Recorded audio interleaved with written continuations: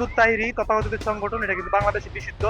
তারা মেবি রাতে ১টার পরে আমাদের যে ক্যাম্পাসের ক্যান্টিন, ওখানে তারা বিভিন্ন অস্ত্রশস্ত্র সহ আপনার মিছিল ইয়া করে অবস্থান নেয়।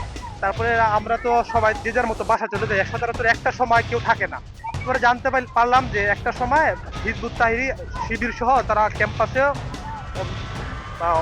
তৎপরতা সহ বিভিন্ন নানান ধরনের অপরাধ কর্মকাণ্ড করে যাচ্ছে। তা আমরা এটা জানার পরে আমরা ৩ দিন ৪ দিন পরে আমাদের ছাত্রদলের বডি একসাথে হয়ে জিজ্ঞেস করলো যে আর রাজনীতি করবেন ৫ তারিখের পরে এই দেশ সবার, আমার আপনারা আমাদের সকলের, তা আপনারা কেন একটা পরে করেন? এটা তো ক্যাম্পাস, শিক্ষা প্রতিষ্ঠানে রাজনীতি করবেন, এখানে তো রাজনীতিটা হবে সৌন্দর্য বৃদ্ধির জন্য, সকলে যেন মতামত প্রকাশ করতে পারে। একটা সবগুলো ৫ তারিখের পরে সবগুলো শক্তি ঐক্যমতের ভিত্তিতে গড়ে উঠছে, সবগুলো শক্তির একটা উত্থান ঘটুক, এটা আমরাও চাই। কিন্তু আমরা কোনো গোপনে রাজনীতি হোক বা অপকর্ম কুকর্ম করে প্রতিষ্ঠানকে নৈরাজ্য সৃষ্টি করবে, বিশৃঙ্খলা সৃষ্টি করবে, এমনটা আমাদের চাওয়া না। আমাদের চাওয়া সকলে একসাথে মিলেমিশে এই দেশকে গড়ার জন্য, দেশের জন্য কাজ করব।